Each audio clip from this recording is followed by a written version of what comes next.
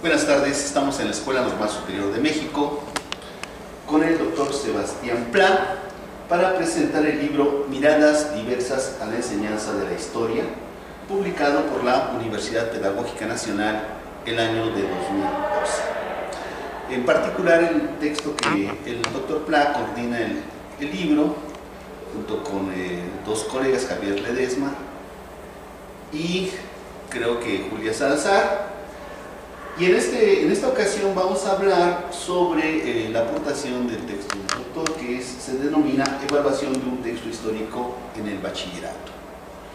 Nuestra plática va a coincidir en tres partes. En una vamos a platicar con el doctor acerca de su desarrollo en la temática de la investigación histórica a partir de la publicación de su libro sobre pensamiento histórico hasta la fecha.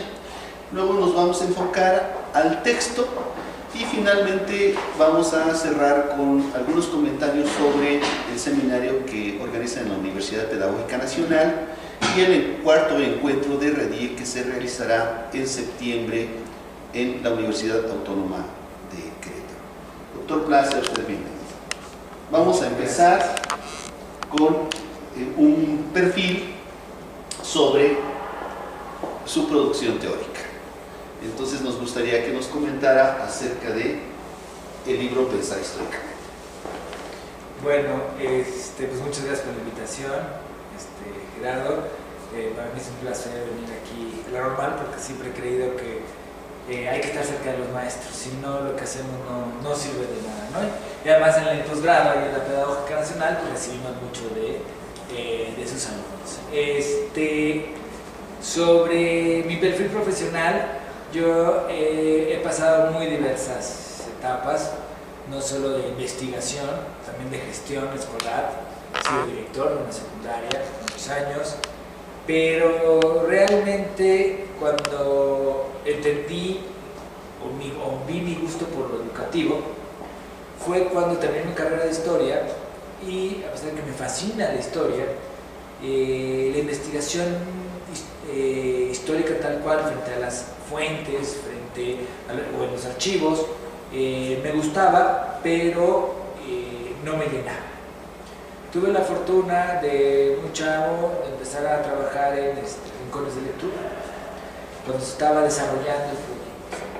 Y ahí me formé como profesor y como mi primer sello de pedagogo, ¿no? Ya después estudié mis posgrados en Pedagogía e Investigación Educativa, donde fui ya desarrollando una investigación más sistemática de enseñanza de la historia. Pero de primera instancia, el rincones de lectura fue fundamental porque yo tuve la oportunidad de trabajar 3 años. Primero era promoción de la lectura, pero trabajé con maestros de primaria en todos los rincones del país. Estuve en Quintana Roo, estuve en Chiapas, estuve en Oaxaca, estuve en Guerrero, Tlaxcala, Chihuahua, Baja California, Baja California Sur, entre otros tantos. Y ahí pude entender que el papel de la lectura y la escritura eran centrales en la construcción de pensamientos complejos y sobre todo que había una serie de libros de historia en la colección, pero que no había forma de trabajarlos. Nosotros teníamos muy claro cómo trabajar cuestiones de la lengua, de utilizar libros, de leer en voz alta, de hacer ejercicios de escritura, pero había poco o nada de cómo hacer ejercicios con los libros de historia. Estaba la colección del Tecolote, que es una colección hermosísima. Había algunas indicaciones para trabajar el biomo del virrey y otros textos, pero no profundizaban sobre qué pasa con los procesos de aprendizaje, que es lo que me interesaba, ¿no? Y me fui especializando en enseñanza de la historia de este país. Después ya empecé a estudiar posgrados de manera sistemática, o sea, dejé de trabajar ahí y me puse a trabajar en bachilleratos con profesores y a estudiar al mismo tiempo. Ahí desarrollé esta primera investigación de gran alcance que luego publiqué, Pensar Históricamente, la función de la escritura de la historia en bachillerato, y me planteé serio. Mi primera pregunta fue: no voy a analizar cómo debería ser, sino qué es lo que está pasando en mi aula cuando los estudiantes escriben. ¿Por qué? Porque los años 90 de investigación en la enseñanza de la historia, donde empezaron, digamos, los pioneros.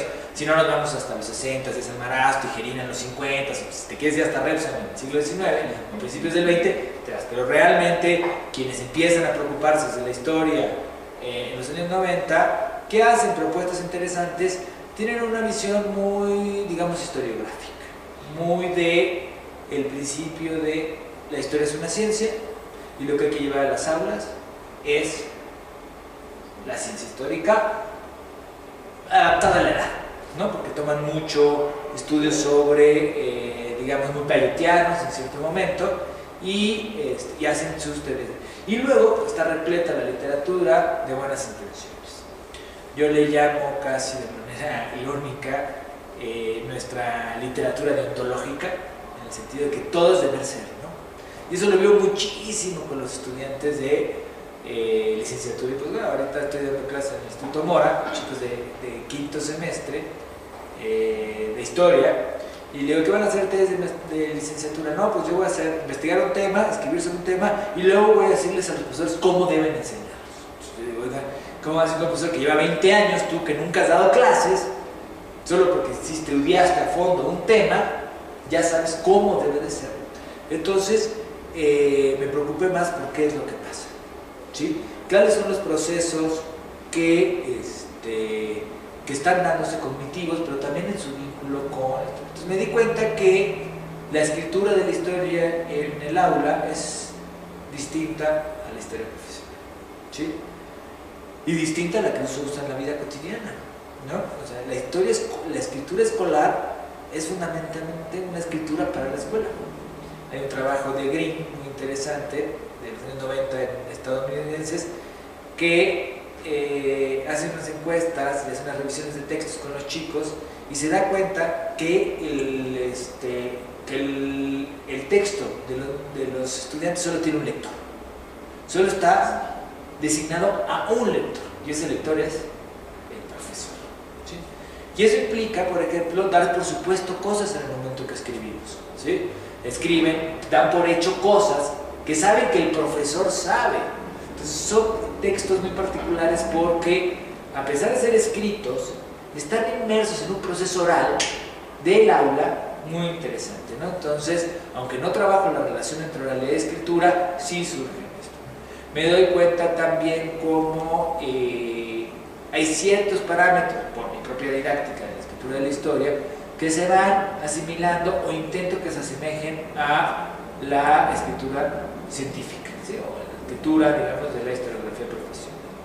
Descubro algunos elementos que considero importantes y los empiezo a indagar con mucha más fuerza. ¿Como cuáles? Principalmente me interesó las relaciones causales, los diferentes usos de los personajes, de los conceptos, de los cuasipersonajes, como menciona Ricoeur, sobre cómo van llegando a niveles diferentes de complejidad. Otro elemento que me llamó la atención, por ejemplo, fue el tiempo histórico y las construcciones del tiempo histórico y cómo muchas veces para comprender el tiempo histórico, en realidad estamos hablando de un tiempo escrito, un tiempo narrativo. Otro elemento que